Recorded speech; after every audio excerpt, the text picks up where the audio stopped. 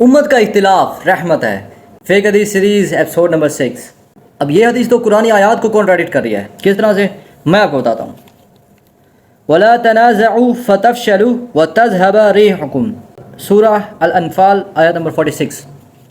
اور آپس میں جھگڑا نہ کرو ورنہ تم ہمت ہار جاؤ گے اور کمزور پڑ جاؤ گے. اب آپ کہو گے جھگڑے کا یہاں معنی ڈفرینٹ ہے. اسٹل اختلاف تو آ رہا ہے نا امت میں. آپس میں جھگڑا کیا ہوتا ہے؟ آپس میں اختلاف پیدا ہوتے ہیں، اس کے بعد جھگڑے ہوتے ہیں. اوکے، قرآن سے ایک اور آیت کوٹ کرتا ہوں. وَلَا تَكُونُوا كَالَّذِينَ تَفَرَّقُوا وَاخْتَلَفُوا مِن بَعْدِ مَا جَاءَهُمُ الْبَيِّنَاتُ، سورہ آل عمران آیت نمبر 105. اور ان لوگوں جیسے نہ ہو جانا جو فرقوں میں بٹ گئے اور انہوں نے اختلاف پیدا کیے. وَاخْتَلَفُوا، اوکے، اس کے بعد ان کے پاس حالانکہ واضح تعلیمات آ گئی تھیں. آئیے بات سمجھ میں. قرآن کی صرف 2 آیات سے میں نے اس حدیث کا رد کیا ہے، اور یہ حدیث رسول اللہ صلی اللہ علیہ وآلہ وسلم کے الفاظ نہیں ہیں، یہ ہماری سیاستہ میں نہیں ملتے. اس فیبریکیٹڈ حدیث کا اوریجن مجھے جو لگتا ہے وہ یہاں سے ہوا، امام بہقی کی کتاب المدخل سے. وہاں پر امام بہقی لکھتے ہیں کہ رسول اللہ صلی اللہ علیہ وآلہ وسلم نے فرمایا کہ میرے صحابہ میں اختلاف تمہارے لیے رحمت ہے. اور وہ اس کو ابن عباس رضی اللہ عنہ سے ایٹریبیوٹ کرتے ہیں. لیکن یہ حدیث ویکسٹ آف دا ویک حدیث ہے. اس کا توڑ پھر امام زین الدین العراقی نے دیا ہے اپنی کتاب المغنی الحمل الاسفار فی الاسفار میں. وہ کہتے ہیں کہ صحابہ والی حدیث ہے نا، یہ بھی انتہائی ویک ہے.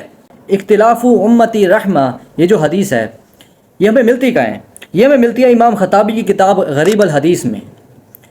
وہ امام خطابی بھی صرف یہاں پر اس کو ریکارڈ کرتے ہیں، اسے مینشن کرتے ہیں. وہ یہ نہیں کہتے کہ یہ صحیح حدیث ہے، وہ کہتے ہیں ہو سکتا ہے کہ یہ رسول اللہ صلی اللہ علیہ وآلہ وسلم کے الفاظ ہوں لیکن یہ الفاظ نہیں ہیں. اس کا پھر رد ناصر البانی نے کیا ہے. ناصر البانی کہتے ہیں لا اصل لہ، یہ حدیث بیس لیس ہے، اپنی کتاب السلسلہ الضعیفہ میں.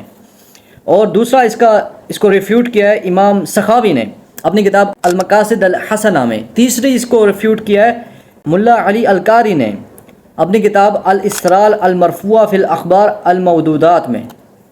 کافی سارے علماء اس بات پر متفق ہیں کہ یہ حدیث آپ ایک سٹیٹمنٹ کے تحت بیان کر سکتے ہو، لیکن آپ رسول اللہ صلی اللہ علیہ وآلہ وسلم کا نام اس پہ نہیں لگا سکتے.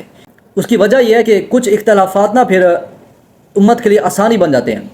فار ایگزامپل، جب رسول اللہ صلی اللہ علیہ وآلہ وسلم نے کہا تھا اپنے صحابہ سے کہ عصر کی نماز ایک جگہ پر پہنچ کے ہم پڑھیں گے، لیکن کچھ صحابہ کو خدشہ ہوا کہ عصر کی نماز قضا ہو جائے گی، تو بعض صحابہ نے پہلے پڑھ لی، بعض صحابہ نے بعد پڑھ لی. جب یہ معاملہ رسول اللہ صلی اللہ علیہ وسلم کے پاس پیش کیا گیا تو دونوں کے عمل ٹھیک تھے.